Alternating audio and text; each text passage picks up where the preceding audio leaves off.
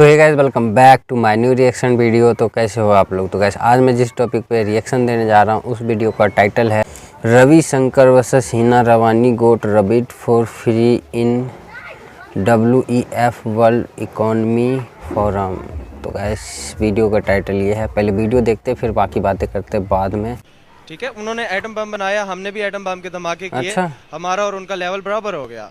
और उस टाइम पे अगर आप 90s की बात करें, 80s की बात करें, तो पाकिस्तान का जीडीपी उनसे ज्यादा। क्या हुआ है, वो आदमी लाइन में लगा हुआ था, सर्दी की वजह से मर गया, वो आटा लेने आया था, उस पर इतना दुख हुआ, उसके 3 बच्चे थे, उसको कौन। फिर सऊदी अरब ने भी कह दिया है कि हम इस वक्त अपनी पॉलिसीज़ को रिव्यू कर रहे हैं कि जो हम फंडिंग्स कर रहे हैं कंट्रीज़ को वो ज़ाया कर रहे हैं, उसके लिए वो पॉलिसीज़ दोबारा बनाएं। ठीक है, वो उन्होंने अभी इमदाद रोक दी है। इस वक्त मौजूदा सिनेरियो पाकिस्तान के कौन से कंट्री के मुसलमानों को ज़्यादा हकूक़ हासिल है, इंडिया के या फिर पाकिस्तान के? इस पे कह नहीं सकते क्योंकि इंडिया के वो हमने देखा नहीं है वहाँ जाके। एज़ कम्पेयर टू अगर हम इंडिया देखें तो वो लोग ज़्यादा हम पे बैकलैश करते हैं क्योंकि हम उनसे अलग हुए थे, तो उनको ज़्यादा इस बात का दुख होता है और वो तकलीफ़, मतलब आप देख लें कि वो तकलीफ़ ज़्यादा है। सिक्योरिटी काउंसिल में और S जयशंकर थे वहाँ पे मौजूद, इंडिया के फॉरेन मिनिस्टर हैं। जब बिलावल भुट्टो साहब ने उन पर तनकीद करनी शुरू की ना, तो उन्होंने S जयशंकर से एक क्वेश्चन किया, एक सहाफ़ी ने, आपके जैसे नहीं।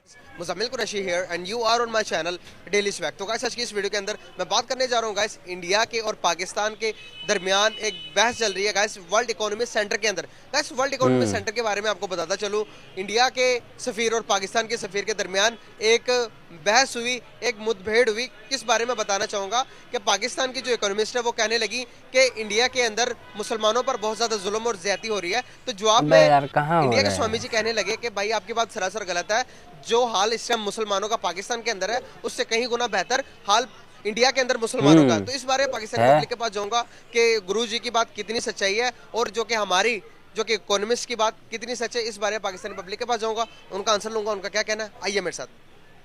अस्सलाम वालेकुम। वालेकुम सलाम। कैसे हैं आप? अल्हम्दुलिल्लाह ठीक ठाक। नाम आपका? जवादुल हसन। करते गए? मैं सॉफ्टवेयर इंजीनियर हूँ। जबरदस्त यार। वर्ल्ड इकोनॉमिक सेंटर के अंदर अभी दो पाकिस्तान के सफीर और इंडिया के गुरुजी के दरमियान एक मुज़ाकरात हुई सर, एक बातचीत हुई, जो कि बातचीत बहुत दुनिया में बहुत ज़्यादा वायरल हो रही है, पाकिस्तान में और इंडिया में बहुत ज़्यादा उसको पजीराई मिल रही है। किस बात पर मैं बताना चाहूँगा सर, पाकिस्तान के जो से इकोनॉमिस्ट हैं उन्होंने कहा कि अब तो इंडिया के साथ मतलब कि पीस की बात करना हमारे लिए एक ख्वाब हो गया। इंडिया के पहले जो पॉलिटिशियंस थे वो पहले पीस की बात कर लेते थे, लेकिन अब के पीस की बात नहीं करते। तो गुरुजी ने जवाब दिया कि ये बात आप नहीं कर सकते, ये बात आप गलत कर रही हैं।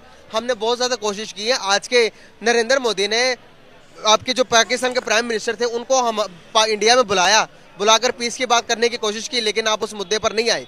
तो पाकिस्तान की सफीर कहने लगी कि इंडिया के अंदर मुसलमानों पर बड़ा जुल्म हो रहा है। इंडिया के जो गुरुजी थे उन्होंने कहा आप अपने हालात इस टाइम देखें कि आपके पॉलिटिशियन मुसलमानों पर क्या जुल्म कर रहे हैं। यहाँ पर तो चंद एक तबके के साथ हो रहा है, लेकिन हम बराबरी का हुकूक दे रहे हैं, उनका दावा था। तो उन्होंने कहा कि आज के मुसलमानों पर देखें कि इंडिया पाकिस्तान के अंदर कितना जुल्म हो रहा, महंगाई देखें कितनी की हुई आप लोगों ने, उनका जीना आराम किया हुआ। इस पर आप कितना मुतफिक है, इस बात को आप कैसे देखते हैं? देखिए जी, इस बारे में मेरी राय तो ये है कि सबसे पहले अगर बात करें तो इंडिया में मुसलमान जो है वो माइनॉरिटीज़ हैं। तो माइनॉरिटीज़ जहाँ पे भी होती हैं, आप ये नहीं कह सकते कि पूरी दुनिया में ही जस्टिस है माइनॉरिटीज़ के साथ। पाकिस्तान में भी माइनॉरिटीज़ के साथ कहीं पे इनजस्टिस होता है, ठीक है, कहीं पे इक्वल राइट्स है। एज जैसे आप कहें इंडिया में भी same as it is situation है। अगर आप ये कहें कि ओवरऑल वहाँ पे मुस्लिम्स के कंडीशंस ख़राब हैं तो ये भी आपकी बात गलत होगी। अगर आप ये कहें कि वहाँ पे बिल्कुल ही ठीक है तो ये भी गलत है। मॉडरेट सिचुएशंस माइनॉरिटीज़ की हर जगह पे रही हैं। बट अगर हम इकॉनमी की बात करें तो वो जो आप कह रहे हैं कि वो बात करना नहीं चाहते, बात हमेशा आप ये देखें ना उस टाइम पे हुई जब पाकिस्तान कम्पीट कर रहा था उससे। हम ये कहते थे कि इंडिया हमारा राइवल है, इंडिया ये क्या समझता था कि पाकिस्तान हमारा जो है ना वो राइवल है। इस वक्त तो आप ये देखें ना वो हमसे बहुत ज़्यादा दौड़ में आगे निकल चुके हैं, वो अब हमें कुछ नहीं समझते। ये एक ग्राउंड रियलिटी है। आप ये देखें कि उनके जो रिजर्व्स हैं, फॉरेन रिजर्व्स, वो मोर देन $500 बिलियन। सेकेंडली, इस वक्त अगर कहीं पे भी आप ये देखें ना, आप अपने घर की भी बात कर लेना, एक भाई अगर वो कमा नहीं रहा होगा, ठीक है, उसके हालात ख़राब होंगे, रिश्तेदार जो होंगे वो उस भाई की बात इतनी कम ही सुनेंगे, ठीक है, दूसरे की ज़्यादा सुनी जाएगी जो कमा रहा होगा। तो दुनिया उसी की रिस्पेक्ट करती है जो खुद की रिस्पेक्ट करता है। एग्जैक्टली ये बात समझाना चाह रहा हूँ, लेकिन अवाम को नहीं समझ में आ रहा। इकोनॉमिक सिचुएशंस की जहाँ तक बात है, इस वक्त हमारे जो हमेशा से भाई ममालिक रहे हैं, जैसे कि हम कहते हैं कि इस्लामिक ब्रदर कंट्री है हमारा सऊदी अरब है, ठीक है, उसके अलावा हम चाइना को अपना बड़ा फ्रेंडली कंट्री कहते हैं। सेकेंडली यूएई है, फिर उसके बाद आईएमएफ बड़ा बैक करता है पाकिस्तान को, फिर वर्ल्ड बैंक बड़ा बैक करता है। इस वक्त वर्ल्ड बैंक ने तो कह दिया कि इस फिस्कल ईयर में हम नहीं देखेंगे, नेक्स्ट फिस्कल ईयर में आपको देखेंगे कि लोन देना है नहीं देना, ठीक है। फिर सऊदी अरब ने भी कह दिया है कि हम इस वक्त अपनी पॉलिसीज़ को रिव्यू कर रहे हैं कि जो हम फंडिंग्स कर रहे हैं कंट्रीज़ को वो ज़ाया कर रहे हैं, उसके लिए वो पॉलिसीज़ दोबारा बनाएं, ठीक है। वो उन्होंने अभी इमदाद रोक दी है, ठीक है। उसके अलावा यूएई में भी हमारा कुछ नहीं बन रहा। मेन चीज़ है कि सॉल्यूशन एक तो सबसे इम्पोर्टेंट ये है कि ट्रस्ट होना चाहिए, पॉलिटिकल स्टेबिलिटीज़ बड़ी मैटर करती हैं। अगर इंडिया यहाँ तक पहुँचा है, आप ये नहीं कह सकते कि वहाँ पे करप्शन कम है और हमारे पास ज़्यादा है। जितना बड़ा मुल्क है उतनी बड़ी करप्शन है, तो स्टेबिलिटीज़ बड़ी मैटर करती हैं। वहाँ पे इकोनॉमिक स्टेबिलिटीज़ बहुत ज़्यादा है। अगर वाजपेयी आया था उस टाइम पे, तो हम उस वक्त उनके लेवल पे थे, ठीक है। उन्होंने एटम बम बनाया, हमने भी एटम बम के धमाके किए, हमारा और उनका लेवल बराबर हो गया। और उस टाइम पे अगर आप 90s की बात करें, 80s की बात करें, तो पाकिस्तान का जीडीपी उनसे ज़्यादा था, इसीलिए वो आते थे। अगर आप ये चाहते हैं कि रिस्पेक्ट करें, तो लाजमी ये आप भूल जाएं कि हमारा भाई है, कोई दुश्मन है, कोई दोस्त है। इकोनॉमी में ना कोई आपका भाई है ना कोई दोस्त है, ठीक है। इकोनॉमी में आप अपने खुद दुश्मन और दोस्त होते हैं, ठीक है। एक चीज़ मैं आपसे पूछना चाहूँगा कि जब भी आप देखते हैं कि पाकिस्तान के अंदर जब हमारे पॉलिटिशियंस एक बयान देते हैं तो वो मार धाड़ वाला होता है इंडिया के अगेंस्ट। वो कहते हैं कि भाई इंडिया को हम तबाह कर देंगे, ये कर देंगे, वो कर देंगे। जब फॉरेन चले जाते हैं, जब इंटरनेशनल मीडिया के सामने जाते हैं, तो वहाँ पर पीस की बात करते हैं। वो कहते हैं कि भाई हमें तो पीस चाहिए इंडिया के साथ, हम तो पीस करना चाहते हैं, हम तो मोहब्बत से रहना चाहते हैं। तो इन चीज़ों को, एक बंदे के दो जगह पर अलग अलग बयानात को आप कैसे देखते हैं? देखिए जी, वो तो एक उन्होंने अपना पॉलिटिकल इमेज भी सीधा करना है ना। एज़ कम्पेयर टू अगर हम इंडिया देखें तो वो लोग ज़्यादा हम पे बैकलैश करते हैं, क्योंकि हम उनसे अलग हुए थे, तो उनको ज़्यादा इस बात का दुख होता है और वो तकलीफ़, मतलब आप देख लें कि वो तकलीफ़ ज़्यादा है, वो हमें ज़्यादा बैकलैश करते हैं। और अगर आप देखें, वो भी फिर वहाँ पे जाके अमन की बातें कर रहे होते हैं। तो अगर आप इंटरनेशनल फोरम पे खड़े हैं, तो आप वहाँ पे ये तो नहीं कह सकते ना मैं उस मुल्क को मार दूंगा, ये कर दूंगा, वो कर दूंगा। ना ही इस वक्त इंडिया में इतनी ताकत है कि वो कहे जी मैं तो पाकिस्तान को इंटरनेशनल फोरम पे जाके मैं तो मिसाइल दाग दूंगा, या पाकिस्तान में इतनी हिम्मत है कि वो वहाँ पे जाके कहे हम मिसाइल दाग के कश्मीर ले लेंगे या बदला ले लेंगे। ऐसा तो खैर कोई भी कंट्री इस वक्त नहीं है जो ये उस फोरम पे जाके इस किस्म की बातें करें, क्योंकि हर फोरम का अपना तकद्दुस होता है, ठीक है। तो ये पॉलिटिकल बातें होती हैं जो यहाँ पे भी होती हैं, वहाँ पे भी होती हैं। अभी रिसेंटली जब हमारे प्राइम मिनिस्टर गए हुए हैं यूएई जाने के बाद, तो वहाँ पर यूएई में उन्होंने एक अपना बयान दिया। यूएई में उन्होंने बयान रिकॉर्ड करवाया कि भाई हम पीस चाहते हैं इंडिया से, और जो कश्मीर का मामला कि आप इंडिया को सॉर्ट आउट कर देना चाहिए, और कश्मीर का मसला को पाकिस्तान मतलब कि किसी न किसी तरीके से बैठ के टेबल टॉकिंग करके हमें वो सॉर्ट आउट कर देना चाहिए। और शहबाज शरीफ साहब ने ये भी कहा कि हमने 4 जंगें की हैं इंडिया के साथ, 3 जंगें की हैं। उन्होंने वैसे तो 5 जंगें हुई हैं, उन्होंने 3 जंगों का जिक्र किया, और उन्होंने कहा कि 3 जंगों में हमने नुकसान ही हासिल किया और हमें सीखने की ज़रूरत है। तो उधर से नरेंद्र मोदी का भी भाई पॉइंट ऑफ व्यू आया। वो कहने लगे कि भाई हम भी आपसे पीस चाहते हैं, हम भी आपसे टेबल टॉकिंग चाहते हैं, पहले आप अपने पाकिस्तान के अंदर से टेररिज्म को ख़त्म करो, देन हम पीस चाहेंगे, देन हम मोहब्बत की बात करेंगे। इसको आप कैसे देखते हैं? सही बात है। आप अगर कुछ टाइम पहले की, ये 10-15 दिन पहले की बात है, जब बिलावल भुट्टो साहब वहाँ गए हुए थे सिक्योरिटी काउंसिल में, और एस जयशंकर थे वहाँ पे मौजूद, इंडिया के फॉरेन मिनिस्टर हैं। जब बिलावल भुट्टो साहब ने उन पर तनकीद करनी शुरू की ना, तो उन्होंने एस जयशंकर से एक क्वेश्चन किया, एक सहाफ़ी ने आपके जैसे ने, कि साउथ एशिया में इस्लामाबाद, काबुल, दिल्ली, काठमांडू, ठीक है, उसके अलावा ढाका, ये कब तक टेररिज्म फेस करते रहेंगे, कब तक ये मुश्किलात बर्दाश्त करते रहेंगे? तो उन्होंने कहा कि ये आप सवाल गलत इंसान से पूछ रहे हैं, ये आप वहाँ से जाके पूछें जहाँ से ये है। अगर आप आज से 2001 की बात है, तब हिलरी क्लिंटन ने कहा था कि अगर आप अपने बैकयार्ड में सांप पालेंगे ना, आप ये एक्सपेक्ट ना करें कि वो सिर्फ हमसायों को डसेंगे, वो आपको भी डसेंगे। आज अगर हम रियलिटी पे आएँ तो वो हमें डस रहे हैं, ठीक है, हमारे पाले हुए सांप। तो हमें अपने जो है ना हकीकत को तस्लीम करने की ज़रूरत है, हमारी आंखें खोलने की ज़रूरत है।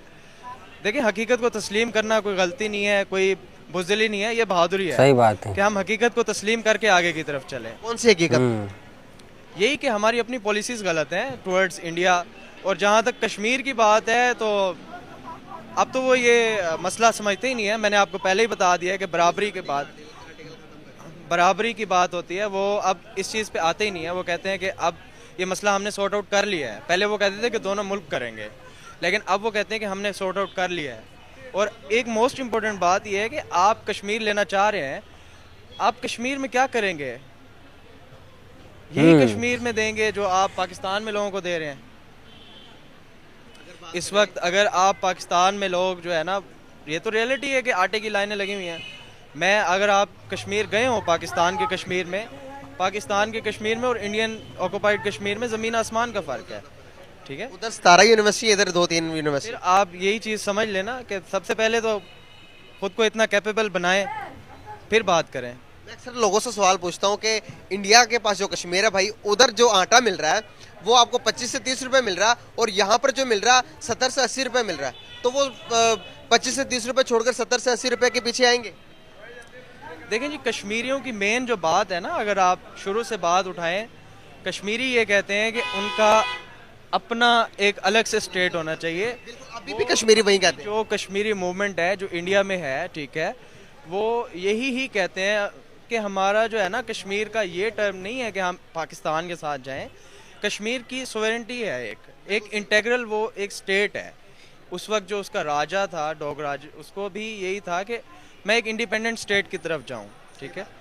तो बट ऐसा हो नहीं सकता ना, जियोग्राफिकली ये एक नामुमकिन सी बात है कि आप पहाड़ी इलाका वहाँ पर। ऐसी बात नहीं है, अफगानिस्तान भी पहाड़ी इलाका है। फिर ये है ना कि मफादात होते हैं, पाकिस्तान के मफादात अपने हैं, ठीक है, इंडिया के मफादात अपने हैं।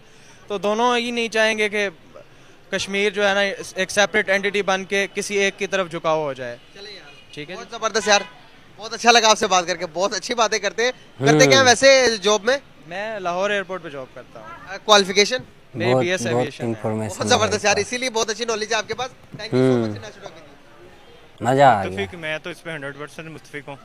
पहले इमरान खान जब थे तब भी महंगाई थी, लेकिन अवाम की बर्दाश्त में थी। लेकिन अब तो काम बहुत ऊपर चला गया, गरीब आदमी को रोटी भी नहीं मिल रही, ठीक है। लोग लाइनों में लग के आटा ले रहे हैं, हालांकि हमारे सियासतदानों के पास आई थिंक गंदम पड़ी हुई है बहुत ज़्यादा। तो उन्हें चाहिए कि अवाम का कुछ ना कुछ ख्याल करना चाहिए। बिल्कुल सही। जिस तरह के हालात हम देखते हैं कि हमारे पॉलिटिशियंस कश्मीर के बारे में तो बड़ी बातें करते हैं, कश्मीर में बड़ा जुल्म हो रहा, कश्मीर में मर गए, लुट गए। यहाँ पर देखें ना, लाइनों में लगकर आटा ना मिलने की वजह से लोग मर रहे हैं, चीनी ना मिलने की वजह से लोग मर रहे हैं। हमारा ध्यान भटकाया जाता कश्मीर की तरफ, या हमें एजुकेट नहीं किया जाता कि वाकई में कोई मसला है पाकिस्तान के अंदर, इस तरफ से ध्यान भटकाया जाता है। क्या सिनेरियो, कैसे देखते हैं आप इस चीजों को? एजुकेशन कह सकते हैं एक इशू है इसमें, क्योंकि जब तक लोग पहले पता एजुकेट है नहीं ये। होंगे उन्हें पता नहीं चलेगा। जैसे इमरान पता खान ही नहीं ने चलेगा काफी सारे कहाँ मुद्दे गरीब, सामने कहाँ लाए। कुछ लोगों ने कहा झूठ है, कुछ ने कहा सच है, लेकिन वो काफ़ी बातें उनकी सही थी कि ये सियासतदान ही करते हैं और हमें उस तरफ जाने ही नहीं देते। वो ये काम कर दिया, वो काम कर दिया। बेसिकली जो रीजनल काम होता है, जैसे खाना प्रोवाइड करना, ज़रूरियात की चीज़ें मुहैया करना सस्ते रेटों पे, वो नहीं दे रहे। ऑयल की कीमत देखें आप कहाँ चली गई है। उसके बाद वो लास्ट टाइम वो पेशावर में एक वाक़या हुआ है, वो आदमी लाइन में लगा हुआ था, सर्दी की वजह से मर गया, वो आटा लेने आया था। उस पर इतना दुख हुआ, उसके 3 बच्चे थे, उसको कौन पालेगा? तो ये बहुत सारा इशू है उस पर। मैं ये नहीं कहता ये पार्टी सही है, ये पार्टी सही है, जो मर्जी सही हो, लेकिन अवाम का ख्याल करना चाहिए। अवाम के वोट से आते हैं, अवाम की बात नहीं सुनते। मसला ये है हमारे। जो मौजूदा सिनेरियो आप देख रहे हैं पूरे पाकिस्तान का, गिलगित बल्तिस्तान को देखें, वहाँ प्रोटेस्ट, आप अगर सिंध की बात करें वहाँ प्रोटेस्ट, आप पंजाब में देखेंगे प्रोटेस्ट, हर जगह पर प्रोटेस्ट हो रहे हैं। बनिस्बत मौजूदा सिनेरियो पाकिस्तान के कौन से कंट्री के मुसलमानों को ज़्यादा हकूक़ हासिल है, इंडिया के या फिर पाकिस्तान के? इस पे कह नहीं सकते, क्योंकि इंडिया के वो हमने देखा नहीं है वहाँ जाके। तो पाकिस्तान में हकूक़ मिलते भी हैं, नहीं मिलते। मेन इशू है इंसाफ। हमारे मुल्क में इंसाफ नहीं मिलता, कोई भी है, छोटा बंदा है, बड़ा बंदा है, इंसाफ। आपने कहा कि अब मैं कह नहीं सकता कुछ, अब मैं थोड़ा सा वजाहत कर दूं आपको। इंडिया दुनिया की 5वीं बड़ी मैशियत है। 5वीं बड़ी मैशियत हर सबको साथ लेकर चल के बनती है ना सर। अगर आप देखेंगे मुसलमान कितने, 35 करोड़ मुसलमान है वहाँ पे। अगर 35 करोड़ लोग गुर्बत की लकीर के नीचे रखें, इंडिया रखे, तो क्या वो दुनिया की 5वीं बड़ी मैशत बन सकता था, अब दूसरी तीसरी बनने जा रहा है वो। इसको कैसे देखते हैं आपको, जो कि हमें दिखाया जाता है, जो कि हमें बताया जाता है भाई बहुत जुल्म होता है, यहाँ से ध्यान हटाने के लिए कहा जाता है कि पाकिस्तान के जो जुल्म होता है अवाम है यार, कि कौन एजुकेट ना हो कहता है जाए, यार कहीं इनको? कहीं से इनको पता ना चल जाए कि जुल्म उधर से ज्यादा इधर हो रहा है। क्या वजूहत दिखती है आपको?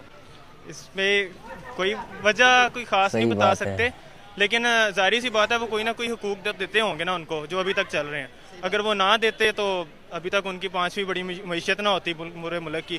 तो बाकी उनकी एजुकेशन भी अच्छी है हमसे, आईटी में भी वो हमसे बहुत ऊपर हैं। गूगल के सीईओ, किसी भी बड़ी कंपनी का सीईओ जो है वो इंडिया का बैठा हुआ है। तो ये बात मोदी ने अपने उसमें की थी, एक उसने प्रेस कॉन्फ्रेंस की थी, उसमें उसने कहा था कि हम एजुकेशन में ऊपर हैं, हमारी आईटी को देख लें, उनमें उनकी गाड़ियों की प्राइसेस देख लें कहाँ पे हैं, उनकी पेट्रोल की प्राइस देख लें। उसके बाद अगर आप जाते हैं उनकी एक और चीज़ है वो मेरे जहन से निकल गई है, वो हमसे ऊपर हैं इस चीज़ में।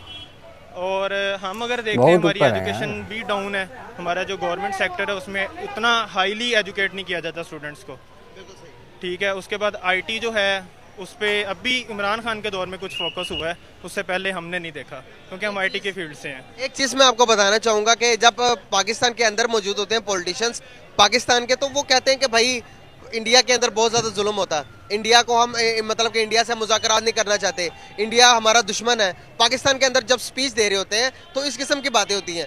जब एक इंटरनेशनली जब हमारे पॉलिटिशियन जाते हैं तो इंटरनेशनली जब वो बयान देते हैं तो वो कहते हैं कि हम इंडिया के साथ पीस करना चाहते हैं, इंडिया के साथ अमन चाहते हैं, इंडिया से हम रिलेशन को बेटर करना चाहते हैं।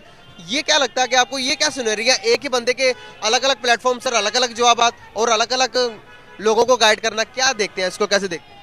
इसकी तो हमें भी नहीं समझ आती, इंटरनेशनल फोरम पे और कहते हैं और लोकल फोरम पे और कहते हैं, तो इसको थोड़ा समझना पड़ेगा हमें भी कि क्या बात। दोनों मुल्कों के दरमियान जो कि बताया जाता है कि भाई मुसलमानों में बड़ा जुल्म होता है, ये आपको कहीं ना कहीं नहीं लगता कि पॉलिटिक्स है?